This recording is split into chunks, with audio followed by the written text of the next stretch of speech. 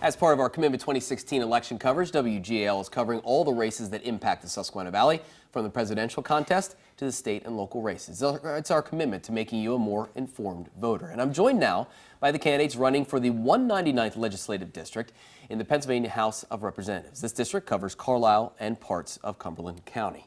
And the candidates you see here are Jill Sunday Bartoli, a retired educator, and the Democratic challenger from Carlisle. And next to her is the Republican incumbent, Representative Stephen Bloom from North Middleton Township. Both of you welcome, and thank you so much for coming in. We appreciate it. Thank you. Well, let's start with you, Representative Bloom.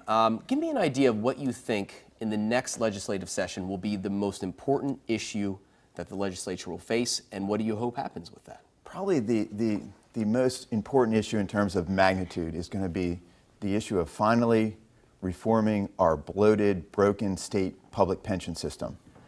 Right now, the two public pension systems we have in Pennsylvania have an unfunded liability in the neighborhood of $70 billion. $70 billion is more than twice our annual general fund budget. So it's a huge number, a number that's almost mind-boggling. And year after year, there has been an inability on the part of the legislature and the government to work together to solve that pension crisis. We actually finally passed some bills this past session, but Governor Wolf vetoed the bills. So this is something that's very important to me. I've been fighting for this since I first got elected. We're making progress, we're getting closer, and that pension reform issue is the one that's going to hit Pennsylvania taxpayers in their wallets and their pocketbooks harder than anything else. And the more we have to spend on that bloated, broken pension liability, the more we end up taking away from other programs that might need it, whether it's infrastructure or schools or whatever else it may be. So solving Pennsylvania's pension crisis. I don't take the pension. I ran on that promise when I first ran in 2010, and I did that so I could be a strong advocate for reforming it.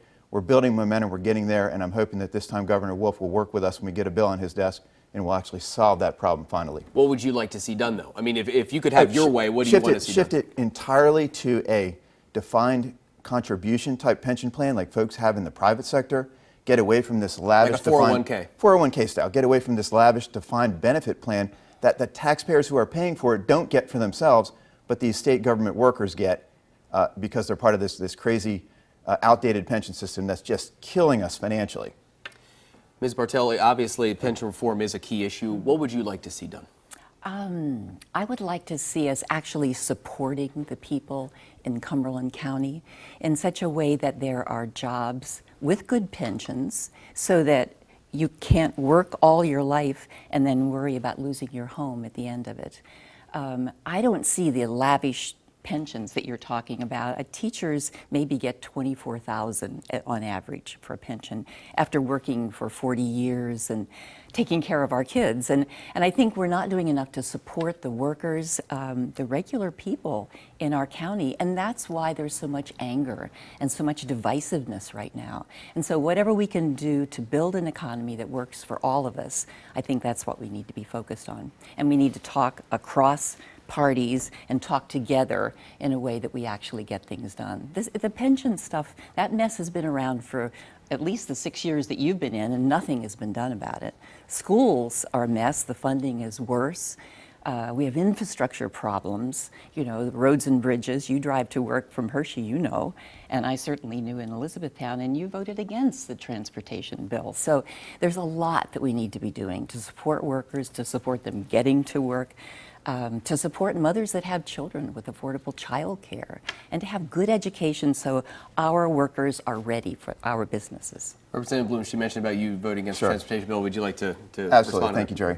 The infrastructure bill that she's talking about, the roads, it was the gas tax. It was the biggest gas tax increase in Pennsylvania history, gives us the highest gasoline tax in the nation.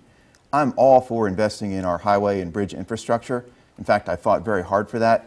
But what I'm against is when we're misspending money in other areas, going back to the hardworking taxpayers of Pennsylvania and asking them to dig deeper into their wallets, their pocketbooks, to pay the highest gas tax in the nation, and then see that money spread around to projects that often aren't even road and bridge projects. That bill had in it funding for Amtrak, funding for rails and trails, and things that have nothing to do with the core infrastructure of our transportation system. So I did oppose that. I fought very hard. I was part of a group that almost stopped that bill and changed it into a focus bill that would have focused the money on the bridges that we needed, the emergency situations we had where buses and trucks and fire equipment couldn't cross bridges, but instead they diffused the money across the system. And now they're saying already there's not enough because they wasted so much of the money already. So that's the reason I was opposed to that. I'm all for infrastructure. I fought hard for that, but I did not want to see our citizens hit with the highest gas tax in the nation, which we're now burdened with. Ms. Bartoli, I know that you have said that education is one of your most important topics. What do you want to see done to improve education in Pennsylvania? I want to see the focus on our public schools and the majority of our children that really need a lot more funding and resources. Right now, we've allowed charter schools and cyber schools to take millions of dollars away from the public schools. We have increased the property taxes for ordinary citizens astronomically. I mean, we have never seen property taxes raised like this, and that is because the state has refused to fund our public schools in the way they needed to be funded. And so there are choices that our legislators have made that have not only pitched our public schools into much more debt and crisis, but also normal citizens who are trying to keep a family farm with property taxes that are astronomical. It's just not fair. Representative Bloom, education, what would you like to see done? Sure. Well, first of all, it's important for folks to understand that every year, since I've been a legislator and going back for decades, every year the state of Pennsylvania has increased the amount of funding it puts into our public school system. It's gone up every year over and above the rate of inflation. Other individual school districts have sometimes made choices to spend even more on the local level, taxing their local property owners.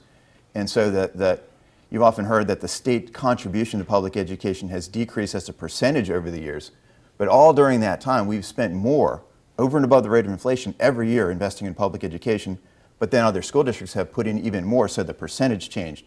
But the key is we've always spent more. We all care about great public schools for our kids. That's something very important in Cumberland County, where Jill and I reside. We have great public schools. We want to keep them great. But at the same time, we've got to be careful that we're doing this in an efficient, effective way.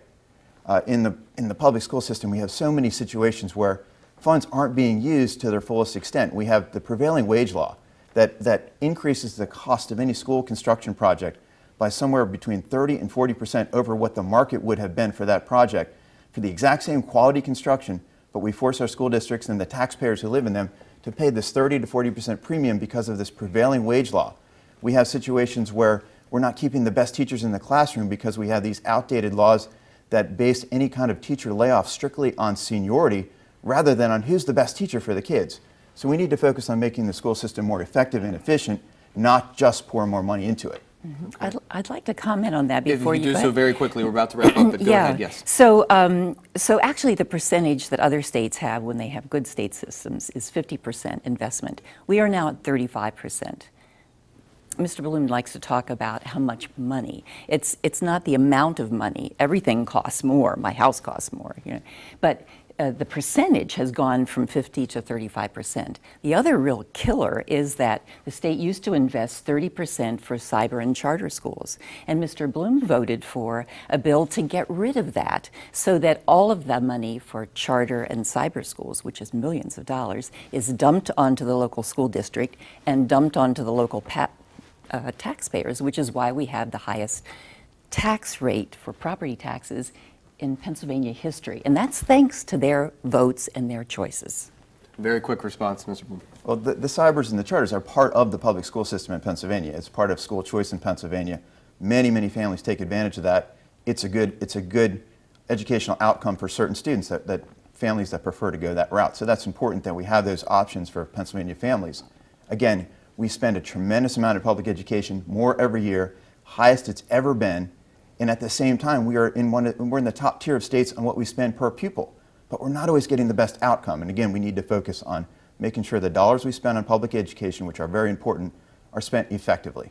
And getting rid of the graft in charter schools and cyber schools. $30 million is a lot of graft. Okay.